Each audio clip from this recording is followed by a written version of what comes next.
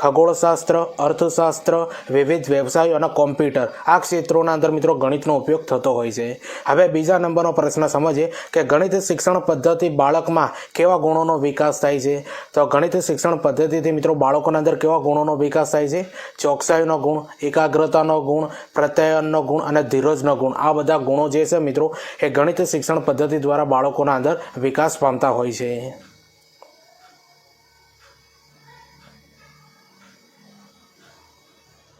હવે ત્રીજા નંબરનો પ્રશ્ન સમજીએ કે ગણિત શિક્ષણ પદ્ધતિથી બાળકમાં કઈ શક્તિઓ વિકાસ પામે છે। તો ગણિત શિક્ષણ પદ્ધતિથી મિત્રો બાળકોના અંદર નિર્ણય શક્તિ, તર્ક શક્તિ અને અવલોકન શક્તિ આ બધી શક્તિઓ વિકાસ પામતી હોય છે। હવે ચોથા નંબરનો પ્રશ્ન સમજીએ કે ગણિત શિક્ષણથી બાળકોમાં કયા કૌશલ્યોનો વિકાસ થાય છે। તો ગણિત શિક્ષણ પદ્ધતિથી બાળકોના અંદર મિત્રો ગણન, માપન, અંદાજ કાઢવો, સમસ્યા ઉકેલ આ બધા કૌશલ્યોનો વિકાસ થતો હોય છે। તો જો મિત્રો ગણિતના અંદર પદ્ધતિશાસ્ત્રના અંદર 15 ગુણના અંદર આ લેવલના ક્વેશ્ચન પૂછાશે અને આ બધા જે ક્વેશ્ચન છે મિત્રો એ તમને ખબર છે DLED જે ગણિત પદ્ધતિશાસ્ત્રનું પુસ્તક છે મિત્રો સરકારી માન્ય એના અંદરથી બધા પ્રશ્નો બનાવેલા છે એટલે તમને 100% કામ લાગશે। હવે પાંચમા નંબરનો પ્રશ્ન સમજીએ કે ગણિત વિજ્ઞાનના મુખ્ય બે સ્વરૂપો કયા છે। તો ગણિત વિજ્ઞાનના મુખ્ય સ્વરૂપો છે મિત્રો એક છે મિત્રો સંકલ્પનાત્મક વિજ્ઞાન, બીજું છે મિત્રો કાર્યપ્રણાલીગત વિજ્ઞાન। બરોબર, આ પરીક્ષાના અંદર પૂછાઈ શકે છે। હવે છઠ્ઠા નંબરનો પ્રશ્ન સમજીએ કે હાઇબર્ટ્સ અને લેફેવરના મત મુજબ સંકલનાત્મક જ્ઞાન બે રીતે પ્રાપ્ત કરી શકાય છે। તો કઈ બે રીતે મિત્રો આ જ્ઞાન પ્રાપ્ત કરી શકાય છે? તે જાણીતી માહિતી સાથે સંબંધ બાંધીને અને બીજા નંબરના અંદર મિત્રો જાણીતી માહિતી અને નવી મેળવેલી માહિતીનું જોડાણ કરીને મિત્રો આ જ્ઞાન પ્રાપ્ત કરી શકાય છે। એવું કોણ કહે છે મિત્રો? હિબર્ટ્સ અને લેફેવર કહે છે। કોણ?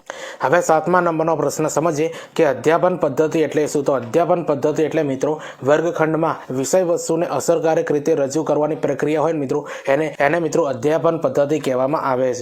હવે આઠમા નંબરનો પ્રશ્ન સમજીએ કે અધ્યાપન કાર્ય દરમિયાન શિક્ષક કેન્દ્રમાં રહેવાને બદલે બાળક કેન્દ્રમાં રહેતો હોવો જોઈએ।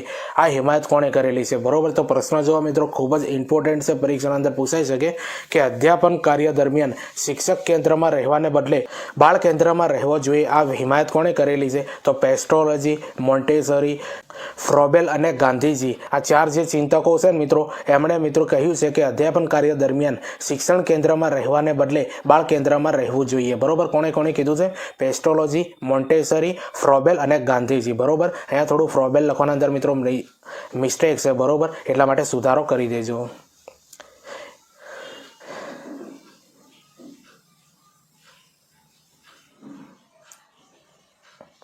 હવે નવમા નંબરનો પ્રશ્ન સમજીએ કે ગણિત શિક્ષણની પદ્ધતિઓ કઈ છે। તો ગણિત શિક્ષણની પદ્ધતિઓ છે મિત્રો એક છે આગમન પદ્ધતિ, બીજી છે નિગમન પદ્ધતિ, ત્રીજી છે પૃથ્થકરણ પદ્ધતિ, ચોથા નંબરની છે મિત્રો સંયોજન પદ્ધતિ, પાંચમા નંબરની છે મિત્રો નિર્દેશન પદ્ધતિ, છઠ્ઠા નંબરની છે મિત્રો પ્રયોગ પદ્ધતિ, સાતમા નંબરની છે મિત્રો પ્રકલ્પ પદ્ધતિ અને આઠમા નંબરની છે મિત્રો ઉકેલ પદ્ધતિ। બરોબર, આ બધી પદ્ધતિઓ મિત્રો ગણિત શિક્ષણ પદ્ધતિના અંદર આવે છે અને તમારા પરીક્ષાના અંદર 100% આના અંદર ક્વેશ્ચન હશે। હવે 10મા નંબરનો પ્રશ્ન સમજીએ કે આગમન પદ્ધતિ એટલે શું? તો વિવિધ ઉદાહરણો પરથી સામાન્ય નિયમ તારવણી કરવાની હોય છે મિત્રો એને આગમન પદ્ધતિ કહેવામાં આવે છે। બરોબર, વિવિધ ઉદાહરણો પરથી સામાન્ય નિયમ તારવવાની પદ્ધતિ।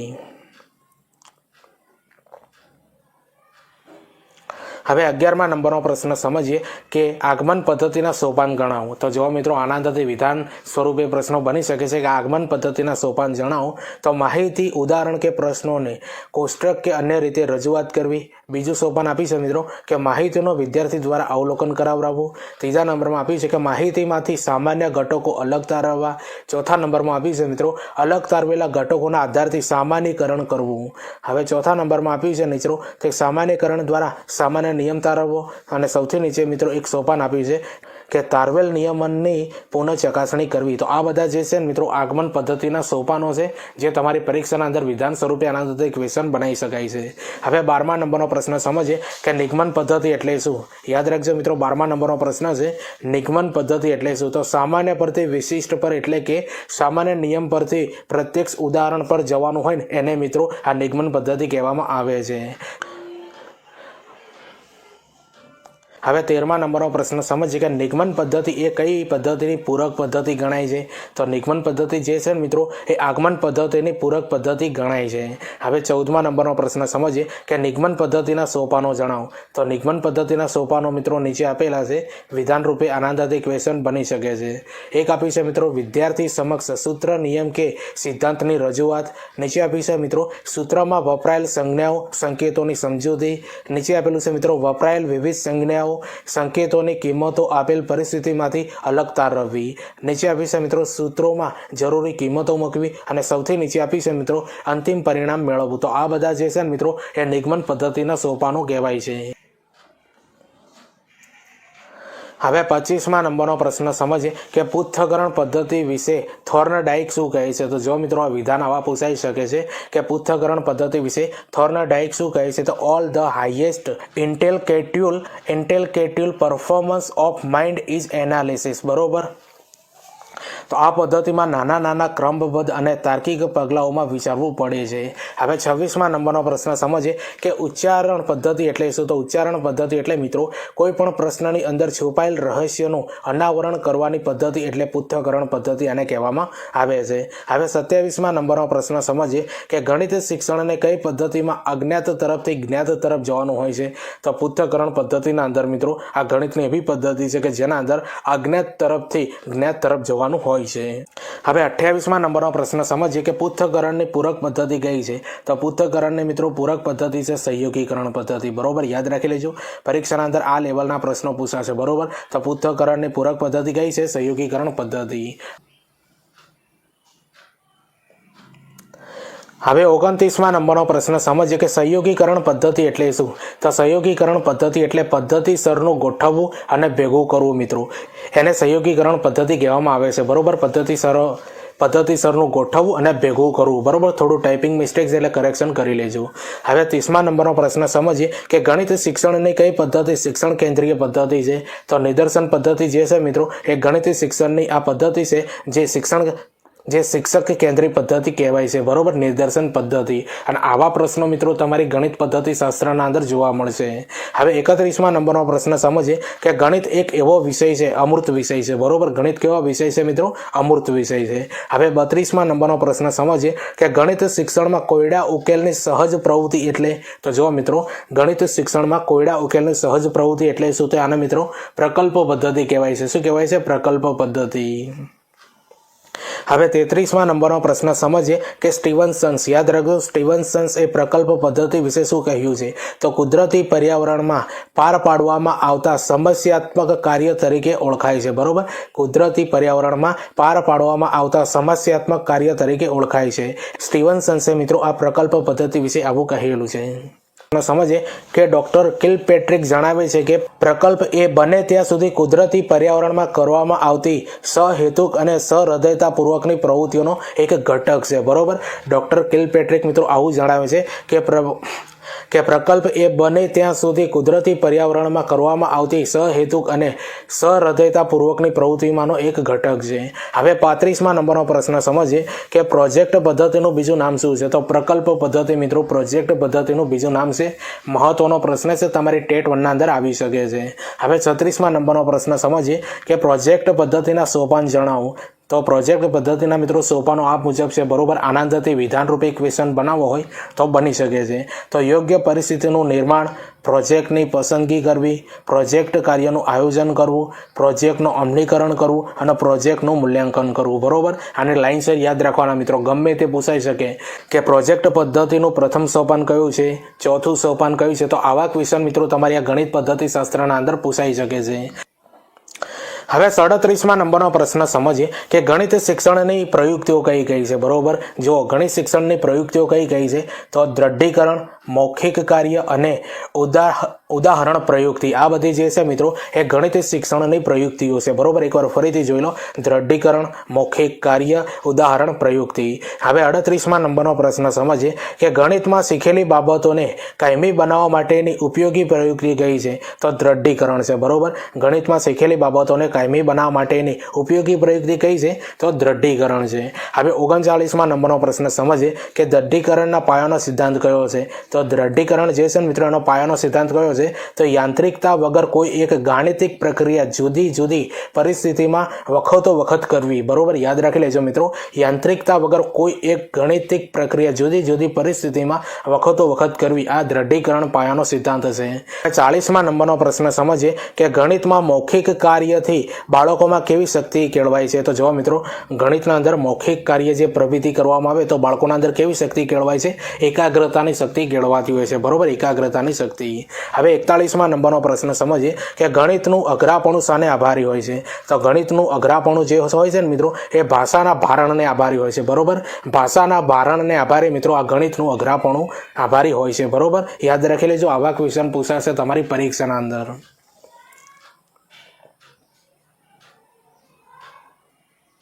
હવે 42મા નંબરનો પ્રશ્ન સમજીએ કે શિક્ષણ પ્રત્યે માટે વપરાતા માધ્યમો કયા કયા છે? બરોબર, તો શિક્ષણ પ્રત્યે માટે વપરાતા માધ્યમો જે છે મિત્રો દ્રશ્ય માધ્યમો, શ્રાવ્ય માધ્યમો અને દ્રશ્ય શ્રાવ્ય માધ્યમો મિત્રો આ શિક્ષણ પ્રત્યય માટે વપરાતા હોય છે. બરોબર, શિક્ષક પ્રત્યે નહીં, શિક્ષણ પ્રત્યય માટે. બરોબર, થોડું ટાઈપિંગ મિસ્ટેક છે એટલે કરેક્શન કરી લેજો. હવે 43મા નંબરનો પ્રશ્ન સમજીએ કે શિક્ષક જ્યારે વર્ગખંડમાં શિક્ષણ કાર્ય કરે ત્યારે કેવી અસરો જોવા મળે છે? તો હકારાત્મક અને નકારાત્મક અસરો જોવા મળે છે. બરોબર, શિક્ષક જ્યારે વર્ગખંડમાં શિક્ષણ કાર્ય કરે છે ત્યારે કેવી અસરો જોવા મળે છે? હકારાત્મક અને નકારાત્મક અસરો. હવે 44મા નંબરનો પ્રશ્ન સમજીએ કે ગણિત શિક્ષણની અસરકારકતા માટેનું અગત્યનું પરિબળ કયું શું બને છે? તો ભાષા જે છે મિત્રો એ ગણિત શિક્ષણની અસરકારકતા માટેનું અગત્યનું પરિબળ બને છે. બરોબર, શું બને છે? ભાષા બને છે. હવે 45મા નંબરનો પ્રશ્ન સમજીએ કે નિદર્શન પદ્ધતિ કઈ વાતને સમર્થન કરે છે? તો truth is that which work. યાદ રાખી લેજો. બરોબર, નિદર્શન પદ્ધતિ જે છે ને એ કઈ વાતને મિત્રો સમર્થન કરે છે? Truth is that which works. હવે 46મા નંબરનો પ્રશ્ન સમજીએ કે સમયને સારો બનાવવો. યાદ રાખજો, સમયને સારો બનાવો. થોડું ટાઈપિંગ મિસ્ટેક છે. બરોબર, સમયને સારો બનાવવો કઈ પદ્ધતિમાં થાય છે? તો નિર્દેશન પદ્ધતિના અંદર થાય છે મિત્રો. બરોબર, સમયને સારો બતાવવો. હવે 47મા નંબરનો પ્રશ્ન સમજીએ કે પ્રોજેક્ટ પદ્ધતિના પ્રણેતા તરીકે કોણ ઓળખાય છે? તો પ્રોજેક્ટ પદ્ધતિના પ્રણેતા તરીકે કિલપેટ્રિક વિલિયમ્સ ઓળખાય છે. બરોબર, કિલપેટ્રિક વિલિયમ્સ મિત્રો પ્રોજેક્ટ પદ્ધતિના પ્રણેતા તરીકે ઓળખાય છે. હવે 48મા નંબરનો પ્રશ્ન સમજીએ કે આગમન પદ્ધતિમાં કયા શિક્ષણ સૂત્રોનો ઉપયોગ થાય છે? તો આગમન પદ્ધતિના અંદર જો મિત્રો આ બધા સૂત્રોનો ઉપયોગ થાય છે. વિશિષ્ટ પરથી સામાન્ય તરફ, મૂર્ત પરથી અમૂર્ત તરફ, ઉદાહરણો પરથી નિયમ તરફ. બરોબર, અને આ પરીક્ષાના અંદર પૂછાય એવા છે મિત્રો. બરોબર, એટલે વીડિયોનો પ્રશ્ન સમજીએ કે શિક્ષક કેન્દ્રિત પદ્ધતિઓ કઈ કઈ છે? તો શિક્ષક કેન્દ્રિત પદ્ધતિઓ મિત્રો બહુ મહત્વનો પ્રશ્ન છે. આનાથી ડાયરેક્ટ ક્વેશ્ચન એવો બની શકે 3-4 પદ્ધતિઓ આપી હોય વિકલ્પના અંદર અને કહેવામાં આવે કે આ વિદ્યાર્થી કેન્દ્રિત પદ્ધતિ કઈ છે, શિક્ષક કેન્દ્રિત પદ્ધતિ કઈ નથી. તો આવા બધા ક્વેશ્ચન બની શકે છે. એટલે બંને પદ્ધતિ લાવી દીધી છે મિત્રો, શિક્ષક કેન્દ્રિત પણ અને વિદ્યાર્થી કેન્દ્રિત પણ. જે જગ્યા પર તમારે નોટ કરવું તો કરી લેજો મિત્રો. 1-2 માર્ક્સ આના અંદરથી 100% હશે. તો 49મા નંબરનો પ્રશ્ન સમજીએ મિત્રો કે શિક્ષક કેન્દ્રિત પદ્ધતિઓ કઈ કઈ છે? એક છે મિત્રો નિર્દેશન પદ્ધતિ, વ્યાખ્યાન પદ્ધતિ, આગમન પદ્ધતિ, નિગમન પદ્ધતિ, પૃથ્થકરણ પદ્ધતિ અને સહયોગીકરણ પદ્ધતિ. આ બધી જે પદ્ધતિઓ છે મિત્રો એ શિક્ષક કેન્દ્રિત પદ્ધતિઓ છે. બરોબર, નિર્દેશન પદ્ધતિ, વ્યાખ્યાન પદ્ધતિ, આગમન પદ્ધતિ, નિગમન પદ્ધતિ, પૃથ્થકરણ પદ્ધતિ અને સહયોગીકરણ પદ્ધતિ.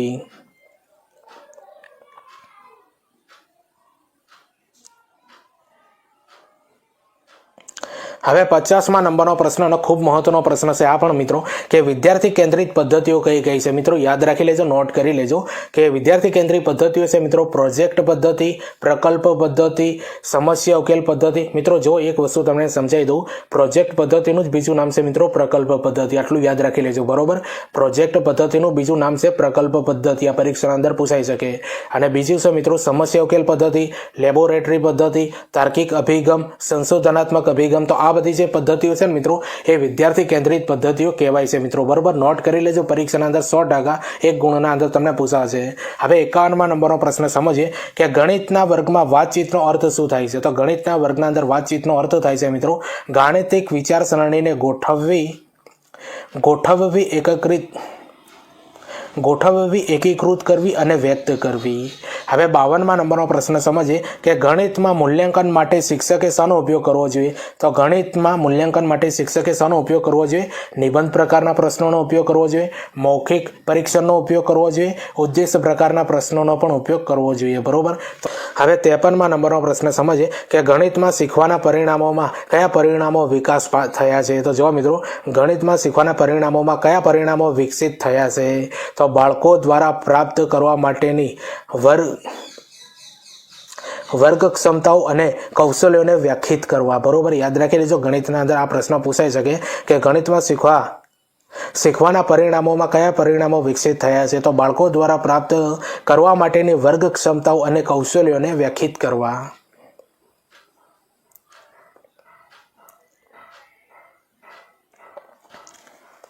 હવે 54મા નંબરનો પ્રશ્ન સમજીએ કે ગણિત શિક્ષણ માટે અત્યંત ઉપયોગી પદ્ધતિ કઈ છે. તો આગમન પદ્ધતિ જે છે મિત્રો, એ ગણિત શિક્ષણ માટે અત્યંત ઉપયોગી પદ્ધતિ કહેવાય છે. બરોબર, આગમન પદ્ધતિ. હવે 55મા નંબરનો પ્રશ્ન સમજીએ કે ગણિતમાં સરવાળો એ કેવી સંકલ્પના છે. તો ગણિતના અંદર સરવાળો એ છે મિત્રો અમૂર્ત સંકલ્પના છે. કેવી સંકલ્પના છે? અમૂર્ત સંકલ્પના. હવે 56મા નંબરનો પ્રશ્ન સમજીએ કે ગણિતની શરૂઆત શેનાથી થાય છે. તો ગણિતની શરૂઆત જે છે મિત્રો, એ સંખ્યા જ્ઞાનથી થાય છે. શેનાથી થાય છે? સંખ્યા જ્ઞાન. હવે 57મા નંબરનો પ્રશ્ન સમજીએ કે પિયાજેના મતે જ્ઞાનના બે સ્વરૂપો જણાવો. તો પિયાજેના મતે મિત્રો જ્ઞાનના બે સ્વરૂપો છે મિત્રો, ક્રિયાત્મક જ્ઞાન અને હકીકતલક્ષી જ્ઞાન. યાદ રાખી લેજો, આ પરીક્ષાના અંદર પૂછાશે મિત્રો. હવે 58મા નંબરનો પ્રશ્ન સમજીએ કે જેરોમ એસ બ્રુનર વિદ્યાર્થીઓને ગણિત શીખવતી વખતે કઈ 3 પ્રકારની સામગ્રીનો ઉપયોગ કરવા ઉપર ભાર મૂકેલો છે. તો મૂર્ત સામગ્રી, અર્ધમૂર્ત સામગ્રી અને અમૂર્ત સામગ્રી. આ 3 પ્રકારની મિત્રો સામગ્રી ઉપર ભાર મૂકવાનું કીધું છે મિત્રો જેરોમ એસ બ્રુનરે. બરોબર, આ વિદ્યાર્થીઓને ગણિત શીખવતી વખતે આ 3 પ્રકારની સામગ્રી ઉપર વધુ ભાર મૂકવો જોઈએ. મૂર્ત સામગ્રી, અર્ધમૂર્ત સામગ્રી અને અમૂર્ત સામગ્રી.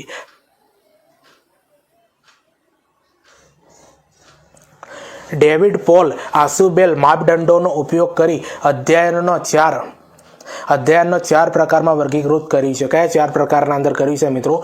ગ્રહણશીલ અધ્યયન, શોધ અધ્યયન, અર્થપૂર્ણ અધ્યયન અને ગોખણીય અધ્યયન. યાદ રાખી લેજો, પરીક્ષાના અંદર આના અંદર એક ક્વેશ્ચન હોઈ શકે છે. હવે 60મા નંબરનો પ્રશ્ન સમજીએ કે ગણિત શિક્ષણનો મુખ્ય ઉદ્દેશ શું છે. વિદ્યાર્થીઓમાં તાર્કિક અને વિશ્લેષણાત્મક વિચારસરણીનો વિકાસ કરવો મિત્રો એ ગણિત શિક્ષણનો મુખ્ય ઉદ્દેશ કહેવાય છે. બરોબર, વિદ્યાર્થીઓમાં તાર્કિક અને વિશ્લેષણાત્મક વિચારસરણીનો વિકાસ કરવો. હવે 61મા નંબરનો પ્રશ્ન સમજીએ કે આગમન પદ્ધતિ માટે કયું વિધાન સાચું છે. તો વિશિષ્ટ ઉદાહરણ પરથી સૂત્રો તારવવા શીખવાડવું. બરોબર, આગમન પદ્ધતિનું વિધાન સાચું છે. વિશિષ્ટ ઉદાહરણ પરથી સૂત્રો તારવવાનું શીખવાડવું. હવે 62મા નંબરનો પ્રશ્ન સમજીએ કે ગણિત શિક્ષણમાં પ્રયોગ પદ્ધતિનો ઉપયોગ ક્યારે થાય છે. તો જો મિત્રો, ગણિત શિક્ષણ પદ્ધતિના અંદર પ્રયોગ પદ્ધતિનો ઉપયોગ ક્યારે થાય છે. તો વિદ્યાર્થીઓને પ્રયોગ દ્વારા ગાણિતિક પરિભાષાની સમજણ આપવી હોય ને ત્યારે મિત્રો આ ગણિત શિક્ષણમાં પ્રયોગ પદ્ધતિનો ઉપયોગ થાય છે. બરોબર, વિદ્યાર્થીઓને પ્રયોગ દ્વારા ગાણિતિક પરિભાષાની સમજણ આપવી હોય ત્યારે.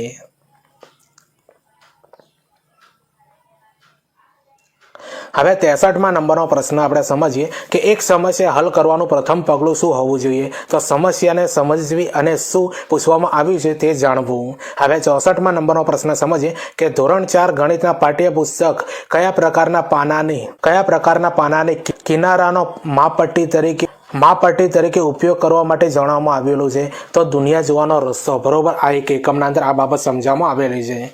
હવે 65મા નંબરનો પ્રશ્ન સમજીએ કે વિદ્યાર્થીઓ ચોકસાઈથી ત્રિકોણની રચના કરે આ વિશિષ્ટ હેતુ કયા સામાન્ય હેતુનો છે. તો જો મિત્રો, કૌશલ્યનો છે. બરોબર, વિદ્યાર્થીઓને ચોક્કસથી ત્રિકોણની રચના કરે આ વિશિષ્ટ હેતુ કયા સામાન્ય હેતુનો છે. તો કૌશલ્ય હેતુનો છે.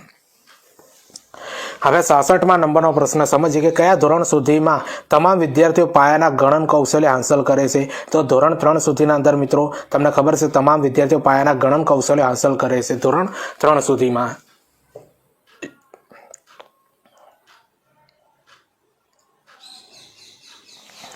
હવે 67માં નંબરનો પ્રશ્ન સમજીએ કે ધોરણ 5માં વિદ્યાર્થી ગણિત વિષયમાં કેટલી સંખ્યા સુધીમાં સરવાળા બાદબાકી કરે છે? તો કરોડ સુધીની સંખ્યામાં.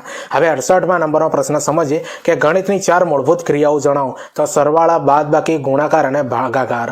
હવે 69માં નંબરનો પ્રશ્ન સમજીએ કે ગણિત કેવો વિષય છે?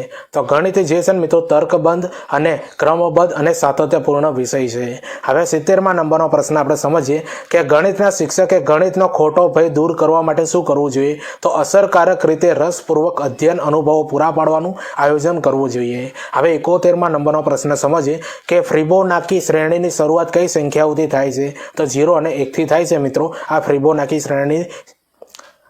ફિબોનાકી શ્રેણીની શરૂઆત બરોબર કઈ સંખ્યાઓથી થાય છે? 0 અને 1 સંખ્યાથી શરૂ થાય છે.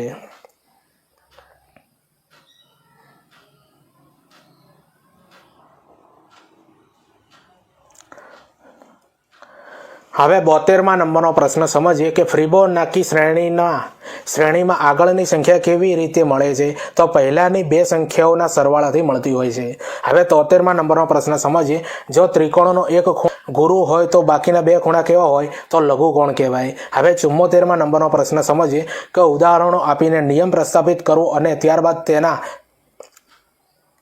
તેવા બીજા ઉદાહરણો આપવા તે ગણિત શિક્ષણની કઈ પદ્ધતિ કહેવાય છે? તો આગમન નિગમન પદ્ધતિ આને કહેવામાં આવે છે. હવે 75માં નંબરનો પ્રશ્ન સમજીએ કે આગમન પદ્ધતિ કોણે આપી? તો એરિસ્ટોટલે આપી છે મિત્રો આગમન પદ્ધતિ. હવે 76માં નંબરનો પ્રશ્ન સમજીએ કે નિગમન પદ્ધતિ કોણે આપી? તો પ્લેટોએ આપી છે મિત્રો નિગમન પદ્ધતિ. હવે તમને ખબર છે મિત્રો કે આ ગણિતની પદ્ધતિશાસ્ત્રના આ પ્રશ્નો છે મિત્રો, અને અમુક મિત્રો આપણે ફરીથી રિપીટ કર્યા છે મિત્રો પ્રશ્નો, જે પરીક્ષાના અંદર પૂછાઈ શકે છે એટલા માટે રિપીટ કર્યા છે બરોબર. વિડીયોને 2 થી 3 વાર જોઈ લેજો. તો 77માં નંબરનો પ્રશ્ન સમજીએ કે પાઠ આયોજનનું સૌથી સહેલું સોપાન કયું છે? તો સ્વાધ્યાય જે છે મિત્રો એ પાઠ આયોજનનું સૌથી સહેલું સોપાન છે બરોબર, સ્વાધ્યાય. તો જો મિત્રો આ ગણિત શિક્ષણ પદ્ધતિ માટે મિત્રો આ 77 પ્રશ્નોનું લેવલ તમને કેવું લાગ્યું એ